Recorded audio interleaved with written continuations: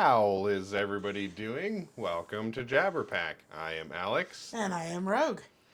and today we're going to be doing kind of a simple little thing. We're going to be playing a casual game, in this case, Power Wash Simulator, for those of you watching the movie, watching Video? the video, and we're going to be discussing two movies today, Lion King and Lion King 2. Not to be confused with the live action Lion King, these will be the original hand drawn animation movies that came out in the 1990s. And we're going to go through those while we play our little game here, and hope you enjoy joining us on this little journey. See if you agree with some of what we say about these movies or disagree. Wherever you stand. I hope you enjoy our little talk here. So let's go ahead and start right off the bat with Lion King. Now, Lion King, of course, was an interesting little movie. For those unaware, it came out 1994. 1994. Thank you. That's what I thought. All I know is that Lion King was being put into production the exact same time as the movie Pocahontas. Now, I think Pocahontas came out second, but I don't remember the exact release order. What I do know is that Lion King was definitely not originally what it was supposed to be, which was more or less an animated nature documentary. And regardless, it was considered the B project of the studio. Most of the talented animators, music writers, etc., were all put towards the Pocahontas project, and Lion King was sort of the sideline project.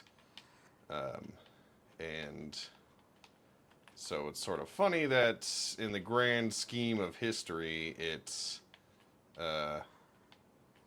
was the underdog movie in the studio, but it seems much more well-loved as time has gone on. Though I think people bash on Pocahontas a little too much, but that's a topic for another day. Yeah, definitely.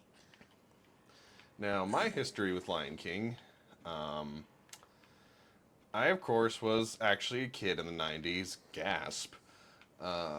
So I got to see it with its original release in theaters.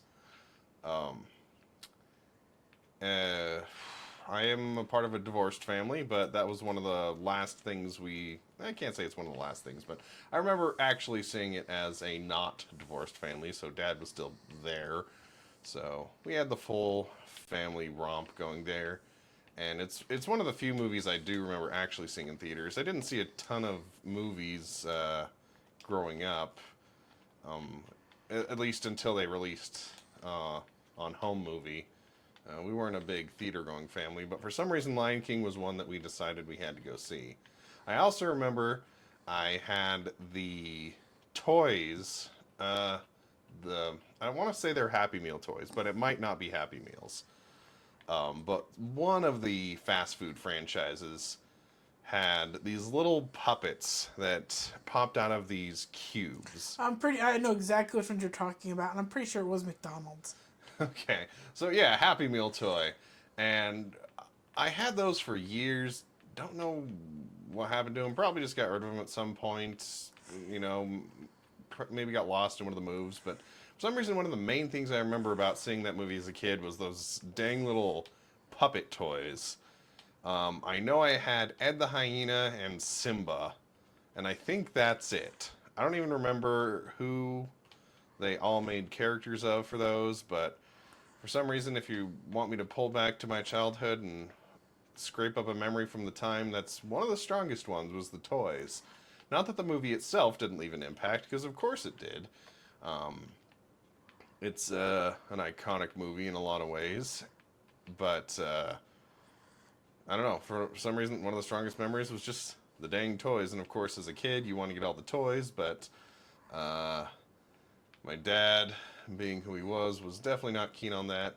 My mom was a little more gung-ho happy, but my dad was pretty controlling of finances and stuff, even though both my parents worked. So we didn't eat out fast food. super often. Well, at least mom and the my brother and sister didn't eat out very often. Can't speak for my dad. He kind of just did his own thing. But again, story for another time. Uh, but that's sort of my childhood memories of seeing the movie without going into too much detail about my opinions of the movie itself. Um, how about you? Do you have any specific childhood memories with this movie? What's funny is I don't. I remember growing up with the VHS copy of the movie. I don't remember ever. We never really went out to see movies in theaters when I was a kid that I can recall. And again, I was a kid. I was a 90s kid. So I can't say I remember much of going out to see movies, but I remember having the VHS copy of Lion King. For all those who don't know what a VHS is, Google it. Yeah. I'm sorry, but Google it. I can't explain that. Yeah, no, topic for another day. This isn't a technology podcast. Yeah, no, I ain't going into that topic of discussion. Yeah. But no, I remember having the VHS of Lion King, and we watch it. Mostly it was my brother, mom, and myself who would watch it because our dad was always out working. So that's about the extent of my recollection of watching it as a kid. It's just every once in a while popping it in the VCR and watching it when we had nothing else to watch. Yeah. Yeah. Lion King seemed to be one of those movies that everybody had. Just one of those. I mean, it's a classic. Classic Disney movie. You can't go wrong with classics. Yeah. And, of course, VHS tapes came in these big, poofy cases that were usually white. And I remember the Lion King artwork pretty vividly. It's probably similar to, if you just Google Lion King cover art, it's probably what comes up. Yeah. But, in fact, we have a little figurine based on that cover art, except it's, three-dimensional, but they still have it in a little rectangle. It's sitting on one of our bookshelves, just because, it's got that much... Nostalgia. Indeed. I'm not very good at this game. You think I am? Well, I keep forgetting what buttons, keep the pressure washer going constantly. Did you figure it out? Yeah, I have finally figured it out and twiddled enough. All right. So now, that's kind of just our memories of the movie, I guess. But now we're going to go through some points about what we think of the movie itself. And I guess for anybody who hasn't seen it, pretty sure there's going to be spoilers in here. I don't really intend on being generic enough about what I'm saying to not spoil any points about the movie. I mean, it's been out... I don't want to think about how long the movie's been out, but if you haven't seen it by 32 now... years? Yeah. So if you haven't seen it by now, it's on you, I guess, but... If you haven't seen it by now, it's on Disney Plus. Yeah. Go watch it on your own time. Not to be rude, but you can go watch it on your own time. All right. So a lot of what we're going to do in our little kind of micro review of this and future movies we're going to talk about is we're going to go through a lot of points based on sort of best and worst of certain aspects of the movie, and then kind of just give our overall rating and opinion of the movie when we're done with it. So the very first point we're going to try to bring up is the characters from the movies and who... I don't know if you want to start or if you want me to start. Oh, you can go ahead and start. Who the best or most well-written character in the movie is. and then we'll hit the worst. But, got to start on a positive note a little bit. And for me, I feel like the most well-rounded character, probably Nala.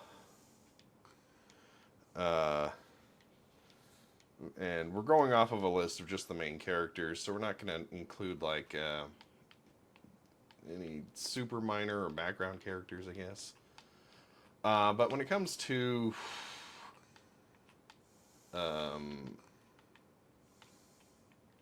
characters that I feel like had to I don't know if change the most is the right word, because I don't know that Nala changes a lot through the movie, but she's the one who, I would say adapt. yeah, and risks the most. I mean, she runs away from the Pride to go find help, so essentially abandoning everybody. And When you phrase it like that.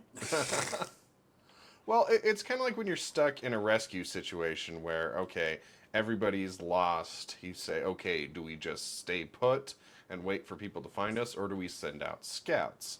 It's a calculated risk. And so, she took the calculated risk of trying to save the Pride. And then, she finds Simba, and he's a bit of a turd about the situation. And at first, and she has to try to convince him, and it's got to suck for her, but she stays strong, and I don't know. So, but what about you? What would you say the strongest? Or No, I would agree with you that strongest story character or better written character is Nala. Going off of several points you were saying about that, yeah, she had to risk everything to try and find help for the Pride and basically her whole family to keep them from, starving. So I definitely agree that she was probably one of the strongest characters. Yeah, because it's easy to look at Simba and say, well, yeah, he goes through a lot. He has to go through thinking he killed his father, and then he has to find that inner strength to go back at the end and fight for his pride and all that kind of stuff. But if you look at how many years, I mean, I don't know the life cycle of a lion. I don't know how long they take to grow up. I'm pretty sure if I remember correctly when I was reading it, the average lion takes, I want to say it's 2 to 3 years to mature. Well, 2 to 3 is still years, plural, so either way, he spent years kind of just bumming it, having run away from his responsibilities while his pride, his family, suffered. So, for me, that's a big point against Simba from a character strength standpoint. I mean, I get it. Everybody makes mistakes. Everybody has times in their life they can't live up to what they think they have to. And so I'm not saying, like, oh, Simba's bad, but I'm just saying Nala's stronger. Yeah, because I mean, when you think about it, she had to not only deal with the loss of Mufasa, spoiler, Mufasa, but also had to deal with the loss of Simba. Because everybody thought that Simba was dead. That he was killed alongside his father. But instead he just ran away from everything. So while he got to, I mean, more or less just be out there and live a life without having to deal with all of that, Nala had to live with that loss. Yep, so I think we agree on the Nala point. But why don't you take the weak character, or the most lazily written character in the movie? give me the tougher one. Oh, now I gotta think. Where's my list? Yeah, we've got a list here, so I'm not completely working off memory here, but even so, it's harder than you think, because we're doing this just off the cuff here. We're trying to give honest, reactive opinions to these questions and not just do a plain old scripted kind of thing. Yeah, well, for me, I would say the worst, the most lazily written character, it's actually a toss up for me between Zazu and Rafiki. Fair enough. Because with Rafiki, he serves as the wise old monkey. I know he's not actually a monkey. Don't come at me in the. No, actually, I do think baboons are monkeys. I don't know. I don't really care. He's close enough to a monkey for my standards. Yeah, for those who get really nitpicky about the difference between monkeys and apes, I don't care. They're close enough for my standards. Exactly. Whether he's actually a monkey, but genetically or whatever, I don't really care. Anyway, For sake of argument, the monkey. monkey. No, for me, Rafiki serves as the more or less wake up call for Simba later in the movie, and is the wise advisor personality type for Mufasa, but he just I don't know. I think they could have done a little more with him if they tried, but it's also one of those they didn't really need to either, in my personal opinion. Well, Rafiki was going to be my choice simply because, like you said, he's got that whole wisdom aspect, but almost to a fault, where his character doesn't really go through any trouble in the sense of having to grow personally. He's basically always right. And even though he's got kind of a quirky charm to him,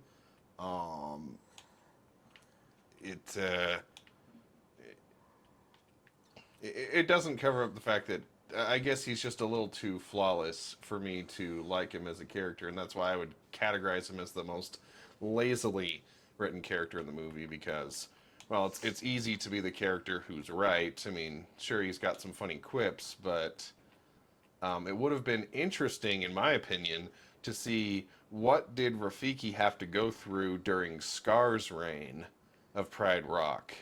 What kind of challenges of him trying to advise a corrupt king would have he had to face? Would he have to get to a point where he was letting bad things happen because he felt he had no choice because he respects the authority of a king?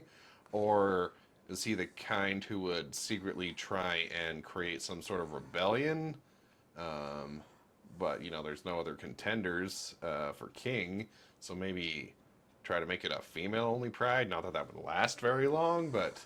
Yeah, but it would have run better. Yeah, no question there. But I don't know, I always thought that would have added an interesting dynamic to his character to see what happened to Rafiki during Scar's rule. Because he would have had to face some moral questions and go through some tough choices to say, okay, which one's more important to me? What's morally just, or is he just, bound to sovereignty with whoever happens to be king?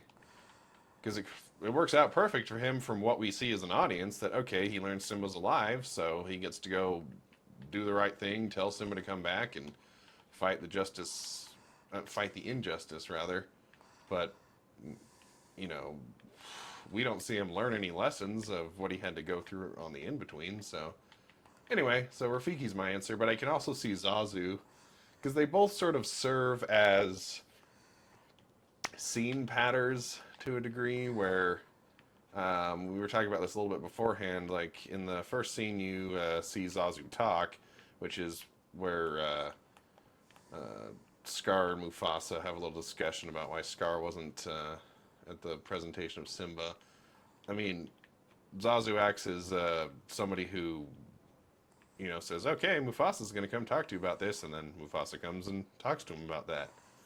Whereas Mufasa could have just come and talked to him about that. I don't know that Zazu really served a purpose in that scene.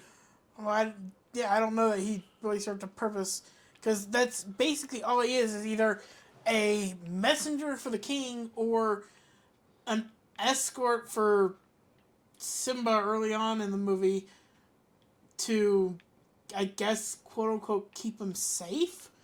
But I'm sorry, I don't know what good a bird is going to do to protect a lion. Yeah, no. I mean, I guess that he was an over-glorified babysitter. I mean... Either that or he was a traveling snack. Sorry.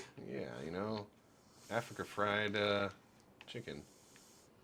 I mean, lions gotta eat. Yeah. Circle of life and Which all that. begs the question, why did Scar never eat Zazu? I don't know. Maybe he was secretly vegan. I doubt that. No, but I think to go along with what you were saying, I feel like maybe Rafiki's the most, or the weakest written character. Zazu might be the most useless character. Yeah, I could.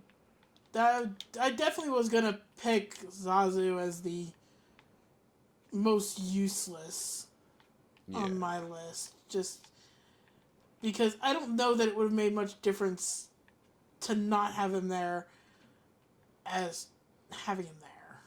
Yeah, which I didn't mean to jump, but I forgot that was a separate point. My bad. No, you're good. It's just a nice segue into the next topic. We're in the next one, so it works. Yeah, because we have a separate category here of most useless character, which is essentially, could you delete the character from the movie and either it would make the movie better or it would make no difference at all? And I think you already, with what you were saying about Zazu before, kind of hit the nail on the head that, yeah, Zazu could be deleted from the movie and you wouldn't really notice.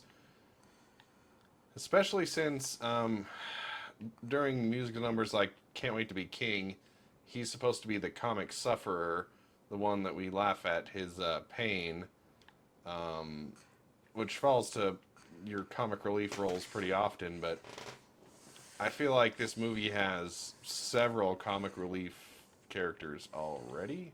Yeah, Timon and Pumbaa fall in the comedic relief more than I think Zazu ever could. Yeah, so it's, but sure, they don't come in until later in the movie, but I don't know. You might have been able to do something more interesting in place of Zazu, which is one of the problems I had with Balto when I reviewed it back in the day with the polar bears is, like, okay, sure, you wanted some comic relief, but A, there was already a comic relief character from the beginning, and B, you could have put something more interesting in its place. So, sorry, Zazu, you've been voted the most useless character in the movie. Sorry, not sorry, Zazu. Now, all that having been said, we're gonna move to favorite versus least favorite characters in the movie. Look at my list here. For me, it's a toss-up for favorite character. I don't know if you have a pick off the top of your head. Nala. Yeah. I will always vote Nala on favorite. Don't get me wrong, I like Simba. I mean, how can you not like the main character in the movie? But there's, as with why she, in my book, is the strongest character, there's also just something that, there's just something about Nala that can't be compared. Yeah, because you can be a strong character without being necessarily likable, but Nala kind of hits both those beats. Yeah. What about you? Well, for me, Nala's definitely the close to the top of my list because, again, uh, she almost, I want to say she does the most in the movie. Takes the most risks, as I said before, but she also has a good attitude about it. I mean, she suffered a lot, but she still manages to have a sense of humor and decency about her. Which, again, I don't mean to harp on Simba, but because he's had such a lazy chunk of his life, it's harder to give him 100% sympathy. I mean, again, he thinks he killed his dad. That's terrible. But, Nala had to face that and losing him and living under Scar, but she still has her wits about her and has a personality that survived all of that, and so it makes her likable. But I was also going to say Ed. Yeah, okay, I know fair. that's kind of a cheap shot because Ed doesn't have any technical dialogue in the whole movie, but his laugh is infectious, and I You dig can't that. go wrong with the likable goofball. Yeah. So, I'd say definitely Nala, but Ed's a pretty close second for a favorite character. For me, it'd be Shenzi Huh. as my close second.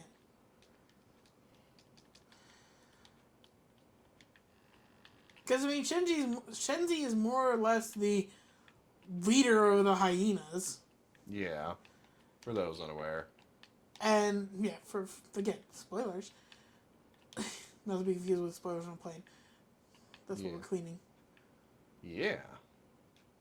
But anyway, no, with Shenzi being the leader of the, more or less leader of the hyenas, she's got to try to do what's best for all of the hyenas, as well as, having to suffer the tyranny of Scar because, well, they feel that's the only way they'll survive is to do Scar's bidding.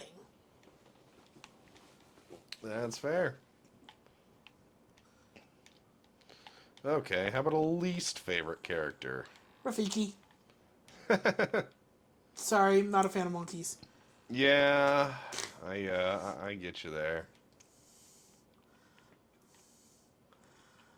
Yours?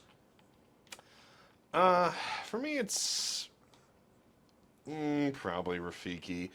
I mean, Zazu's also easy not to like, but because, as we said, he's the most useless character, it also makes him forgettable to an extent. So, not as he doesn't as quickly fall into the annoying category, I guess. Whereas Rafiki, if you aren't a big fan of Monkey, is funny, then you might not like him as much. So, yeah, sorry, not a fan of monkeys. I've probably got to go with you there. Because characters like Timon and Pumbaa, borderline on, are they annoying characters? Sometimes, yeah, but not so much that they throw me off of the movie or... Whereas most of the scenes with Rafiki, it's like, oh, it's a Rafiki scene. Yeah. So, yeah, I'll agree. Okay.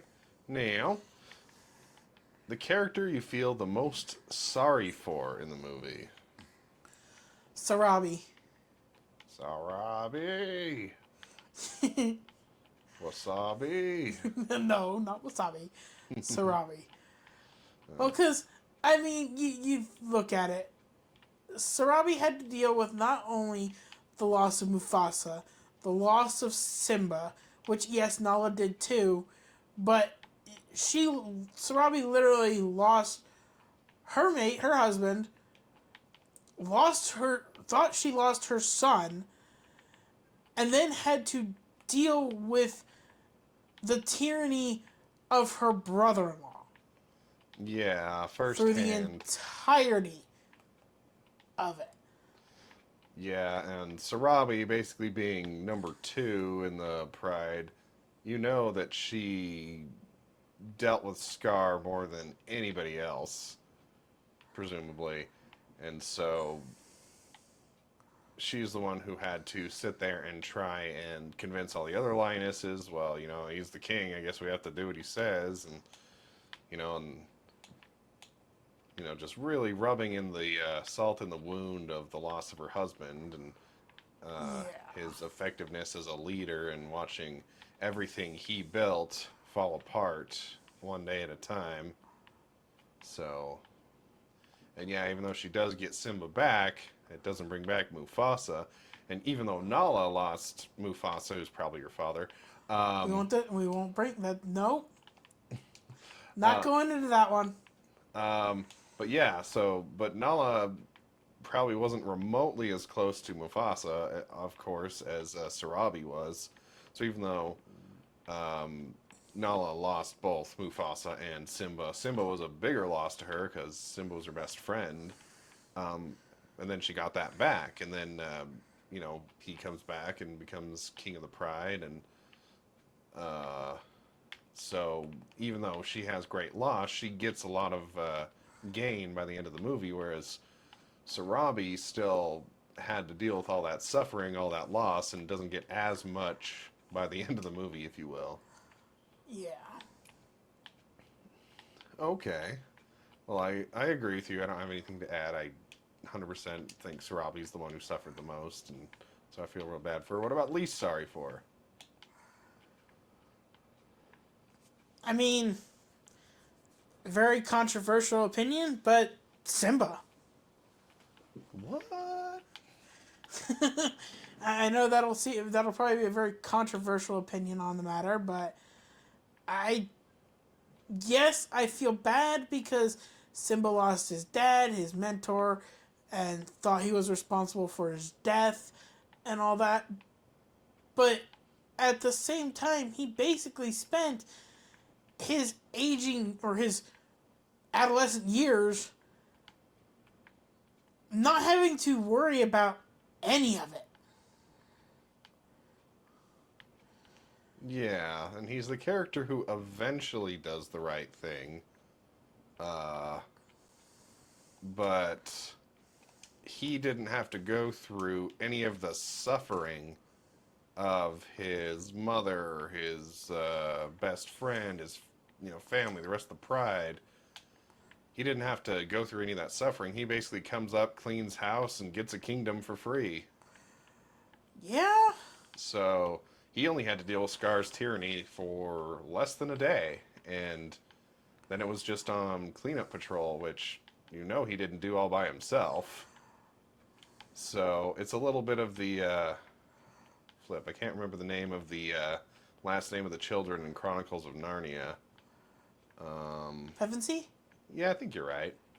I'm sure someone will correct us if we're wrong. Pretty sure it's Pevensey. But that they just show up and fight a battle, then bling, they get a kingdom and servants and.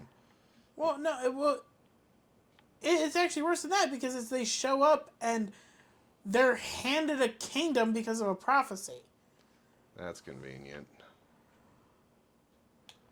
So, I guess Simba has a little bit of Pevensey syndrome there where he does one day worth of work. I mean, presumably more than that in other ways, but again, he deals with Scar's kingdom for a day, and then he's king and hooray. So yes, he does the right thing, and that's great, that's wonderful, but it's harder to sympathize with his suffering when the main contention point he had, because yes, he missed his father, but the main thing he was guilty about was thinking he killed his father. And then he didn't, so he doesn't have to feel guilty about that anymore. Hooray. Are you concerned that this thing has anti-gravity panels? Yes. Okay. And as someone who works around airplanes, I can assure That's what I was coming to clean. they do not indeed have anti-gravity panels on them. You sure? They work through well-established physics of lift. Are you sure? Because this one has an anti-gravity panel. Well, Anyway, we're getting off topic. but yeah, because I guess for me, when we talk about characters you feel the least sorry for, characters like Timon and Pumbaa, I don't know that I count them because they participate in the battle at the end of the movie, but they don't really go through any suffering. And I think any character I'm considering, like who I feel sorry for, either most or least, there has to be some sort of suffering in the matter. And do you feel sorry for their sufferings or not? But, so, characters that don't really suffer much, I guess I don't count in that category. I don't know how you feel about that. Yeah, no, I would agree, because there's nothing to feel sorry for with Timon and Pumbaa, Rafiki, Zazu, all of them. There's no reason to feel sorry for them. You're not given any reason to have sympathy for them. They're just kind of there. Yeah. Like I said, it would have been nice to see some of Rafiki's sufferings during Scar's reign. That would have been... That makes you sound horrible. Okay, sufferings might be the wrong word, but... to see what they went through, and it's one of the reasons why Nulla's so likable and stuff, is that you do see a lot of, at least, you don't see everything she suffered, but she definitely, talks about it, and in a way that isn't overbearing or over too much exposition. Yeah. All right. But nuts to all the characters, let's talk about the music from this movie. Because that is also somewhat legendary. Iconic. Choose your favorite thesaurus word for that. I haven't read a thesaurus. I can't even say that word. Thesaurus. Not to be thesaurus? Thesaurus. I don't know. My tongue wouldn't let me forget it. Thesaurus is the dinosaur version. Oh, is that what it is? Yes. Okay. Dictionary Dino? Yeah. But, I really want somebody to actually create that now, if I haven't already, if it hasn't been done already. a dictionary dinosaur? Yes. Hark, it's a thesaurus. It's a thesaurus. It eats words, I guess. It's neither herbivore nor carnivore. It's a wordivore. Wait, isn't that also just called a bookworm? I guess so. So wait, that is a bookworm, a thesaurus, Blah! Ow, I just bit my tongue. Okay, we're getting off topic. Changing topic before I bite my tongue again. Literally. Music. We're talking about the music.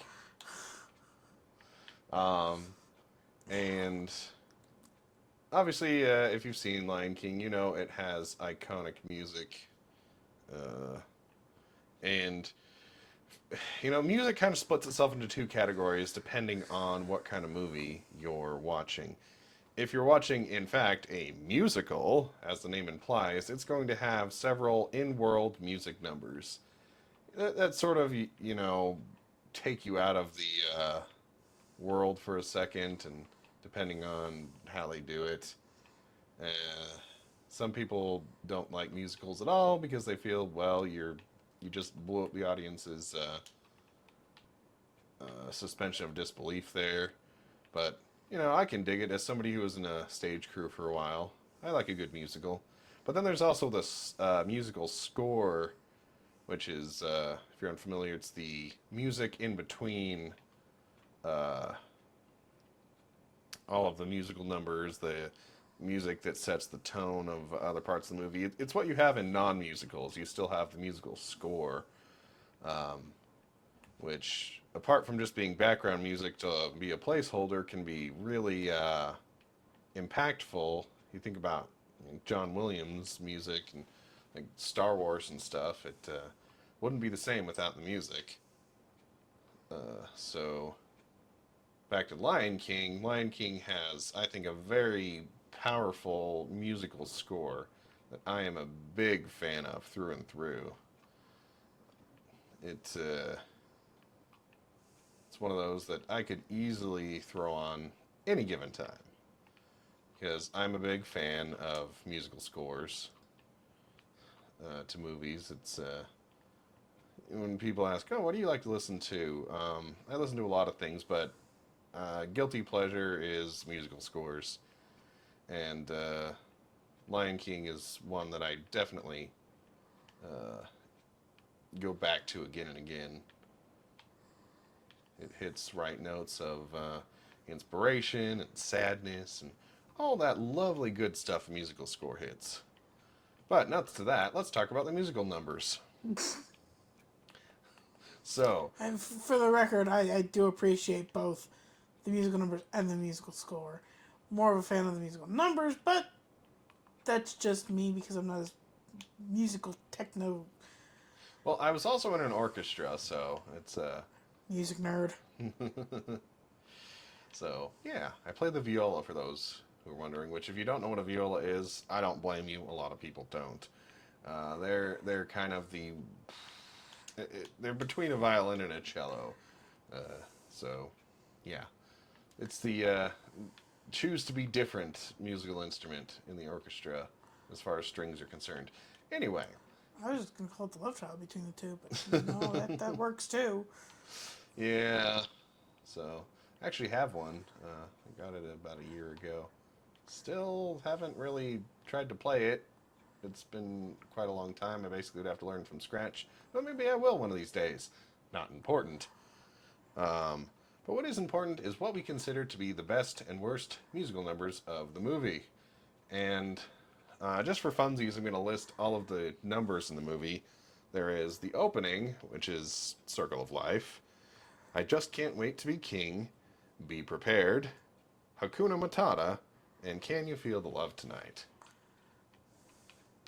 So, given that list, I don't know if you want to say your favorite. No, you go first. All right, I'll go first. You go first on most of them, so. Yeah, well, for me, I know it's a cheap shot, but Circle of Life is easily my favorite number from there. It was it's a toss-up between Circle of Life and Be Prepared. Because for me, those are the only two songs that really kind of live up to the majesty of the musical score itself. And of those two, I think Circle of Life does that more. I'm not harping on Be Prepared. It's one of the most iconic villain songs, but it's I mean, Circle of Life's just one of those S tier movie openings that not a lot of movies even come close to replicating. Interestingly enough, it wasn't originally supposed to be the opening number of the movie, but it was just turning out so epic that they're like, okay, never mind. We're just going to have this be how we open our movie now. Sort of pulled a Frozen, if you will, where they reconfigured the movie because of how good a musical number was coming together. Which, for those of you who don't know, Frozen was changed immensely just because of how the song Let It Go was turning out. But that's a topic for another day. Well, see, that's funny that you say about being a toss-up between Circle of Life and Be Prepared, because I would honestly say Be Prepared would be my pick. Fair enough. It's a good number. I mean, admittedly, I would probably say it was a tie for second between Circle of Life and Can You Feel the Love Tonight? Another good song. But my number one pick would definitely be Be Prepared. Well, good stuff. Good stuff. Because, I mean, it's not very often you get a really good villain song. Yeah, they need to bring those back. Sorry, what was that movie that came out that everybody harped on? By Disney, their 100th... Wish. I was gonna say you've got to be specific. Disney's released lots of movies. Yeah, Wish tried to bring back the villain song a little bit, but They didn't do bad. I mean, it's like, again, topic discussion for another episode. But I will say I don't think they did bad in their villain song that they put together. regardless, It doesn't compete with People Prep though. oh yeah, and a really good villain song is iconic. Again, because it digs into um, character development and plotting, and it. Well, I mean, you've got to have the villain song be as iconic as the villain himself. Yeah. All right. Well, least favorite song. Hakuna Matata. Yeah, fair. Again, that's probably going to be, for anybody who's seen it, that's probably going to be a very controversial opinion. But I've just kind of believed that Hakuna Matata just has a very toxic meaning to it. Yeah. Because it's the whole message of it is like, okay, yeah, no worries, don't care. It's like, you can't live life that way. Yeah, there's a difference between not letting the little things in life bother you and not taking responsibility for your life. And, Yeah, and Hakuna Matata sends the wrong message on that. yeah. I think for me, my least favorite number is probably I Just Can't Wait to Be King. Yeah, that's a very close second. And what tips it over the edge for me shows a bias or a prejudice I have. I'm really sorry about this, but children's singing is an acquired taste. Some can do it, some can't. Now, I will say in Lion King, their child singers are competent. They're fine. To me, they kind of fall on this scale where, in the worst case scenario, you have things like the character They fell.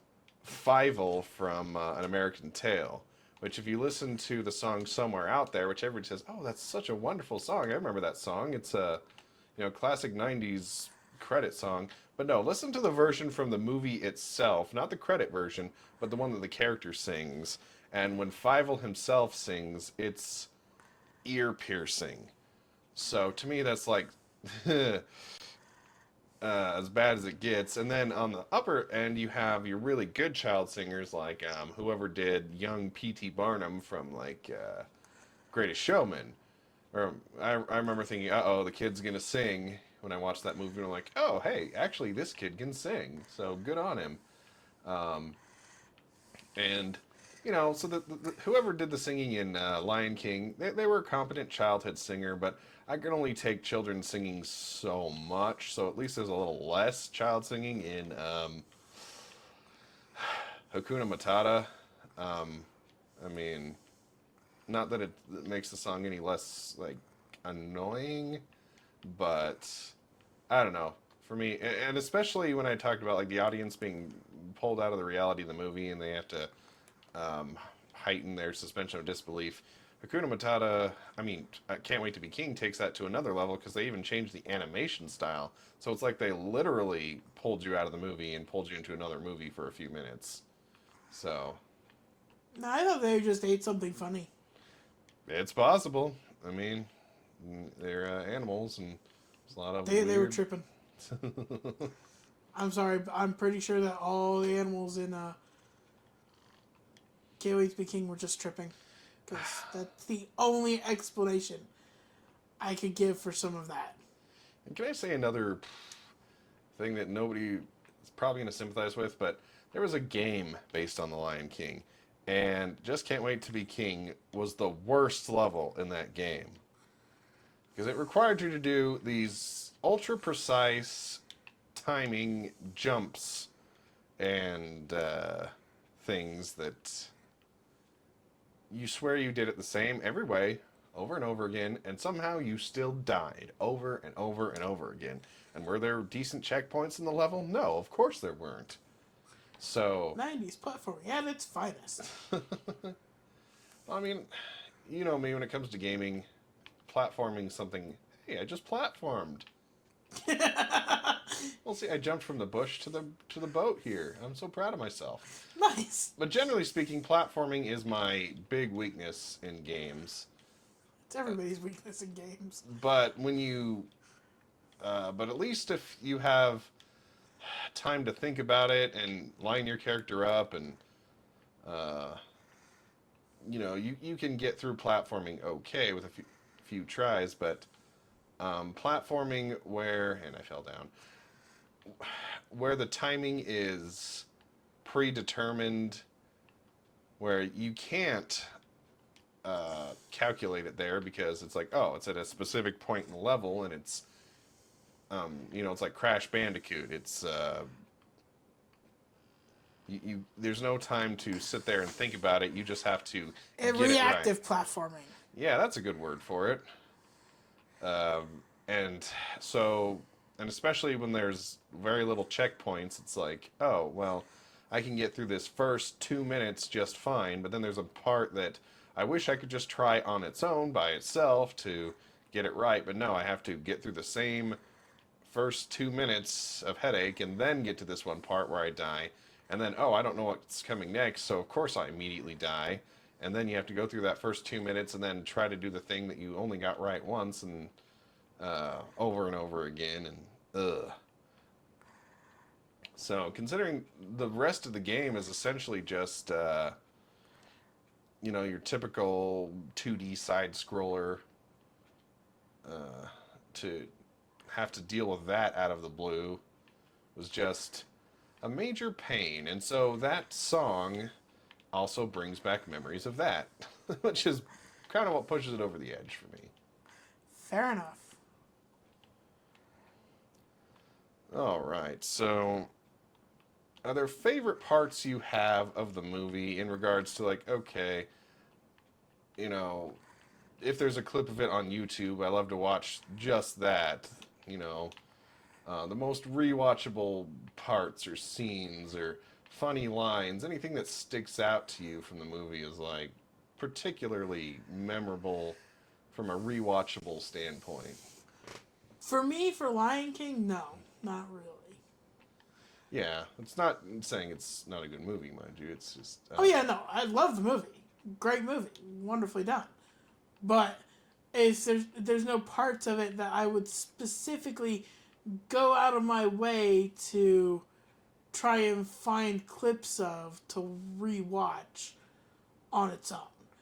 If there's a part of it that I don't want to see, I'm just gonna rewatch the whole movie. Yeah. Let's be honest.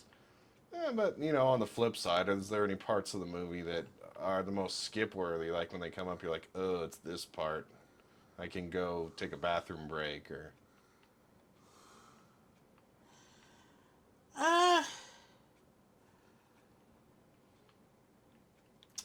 Honestly, for them doing Hakuna Matata and Can't Wait to Be King, I could easily skip those parts and I'd be...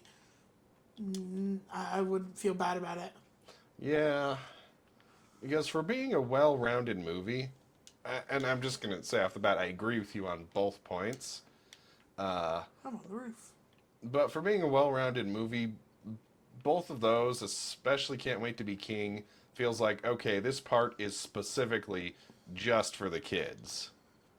And it's a shame that in a movie that otherwise appeals to both kids and adults in almost every other aspect, to kind of just say, okay, we're going to just put the fun, colorful, over-the-top thing. Yeah, I can see skipping those. Also, for me, I sort of mentioned this before, any scene with Rafiki. There's a big, powerful scene where Simba has his change of heart and decides to go back to Pride Rock. And it's initiated by, you know, fun-loving-ish scene between him and Rafiki and getting whacked in the head and stuff. But again, he could have just had the big old father hallucination without the monkey, and it would have been just as impactful, if not maybe a little bit more. Well, I don't know if it would be as much impactful. You wouldn't have a bump on the head to prove it. Fair enough. So, fun enough, but yeah, maybe it's just that he's a monkey. Maybe it's just don't like monkeys. I'm like, eh. See, for me, I don't like monkeys, but it's humorous enough for like that scene that because you just get to see someone whacked upside the head, which you needed it. Yeah. Well, see, at least I can take that little bit of slapstick comedy. I can dig it. And it doesn't, to me, as much feel like, oh, this part's just for kids, as much as, like, Just Can't Wait to Be King is. So. Ow, are you on the roof with me? Yes. Get off the roof! Get off the roof! Get off the roof! Get off the roof! Well, I don't know where else there is to clean. The back of the boat! All right. You're taking away my roof.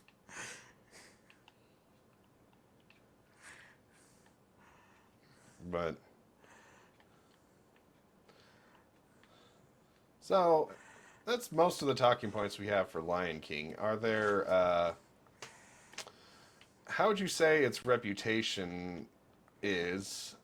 How is it held up? And do you think its reputation is deserved, or is it an underrated classic, or an overrated simp fest? For me, I personally do think it gets the reputation it deserves, and I will throw out there for all those who are super curious. If you want to go by actual movie ratings, using Rotten Tomato as the base for it, it does have a critic rating of 92%, audience rating of 93%. So there is that. Yeah. For me, I think it particularly deserves its reputation because it was the B project of the studio at the time. It was the underdog, the dark horse, if you will. The movie that Disney was like, yeah, okay, this is a funny little side project. But when most people think about the Disney Renaissance, where they have had some of their most successful animated movies, Lion King is the poster child. Oh, you're good. For that whole decade of movies. And it wasn't supposed to be. I mean, not that they thought it was going to fail or anything, but it was just like, okay, this is just kind of a filler project. Pocahontas was their major, okay, this is our movie that's going to get us an Academy Award or two, but it just surprised everybody with what they made of it. I think it's a testament to creative freedom from the artist standpoint when there's not as much studio involvement. I mean, obviously, what they made still had to be greenlit, but there's a similar story, again, story for another day, of Lilo and Stitch being successful for a similar reason, that it was kind of studio interference was minimal once they got the green light to make the movie. And I think it makes a better end product because of it. Yeah. So because it wasn't trying too hard to be what it was, it shined far past what a lot of people were expecting of it. And so I think it absolutely deserves a somewhat legendary status. Agreed. So now we just got to stamp a letter grading on the movie. We don't have to, but we're choosing to, dang it.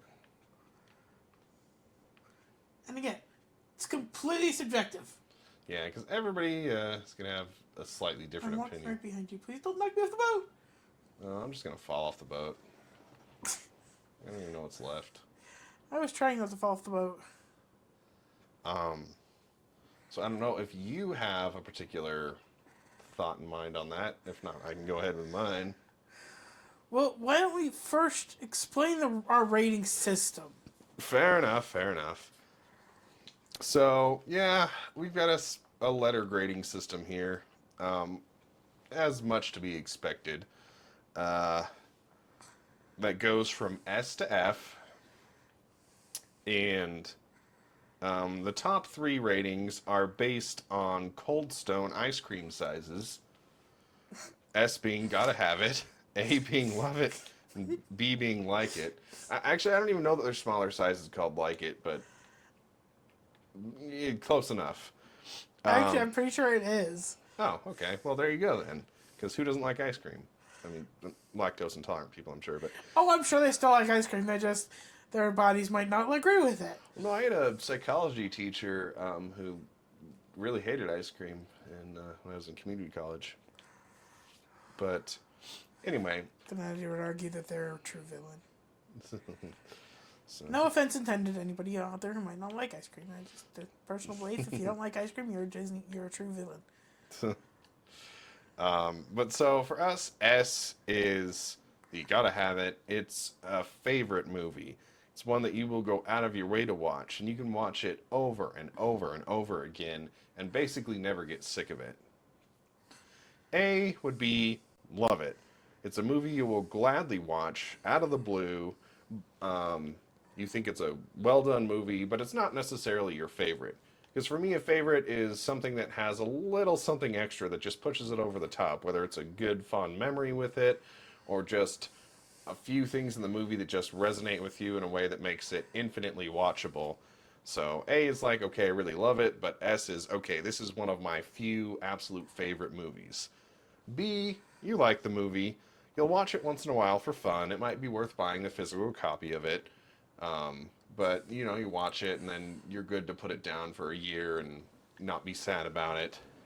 C is when we get into non-ice cream ratings, and that's the tolerate it, which means you'll watch it if nothing else is on.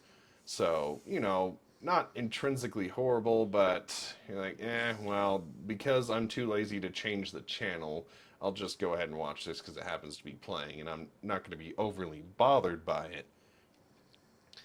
D would be you're annoyed by the movie. You'll watch it if you have to, like if you're forced to for a class, or because a friend takes you to the movie, or says you have to watch this movie, but you definitely would not have watched it of your own volition. And then F is obviously hate it. You avoid watching it at all costs. So, that's our ice cream rating system. So what ice cream size would you give Lion King? That makes it just sound weird. Yet wonderful.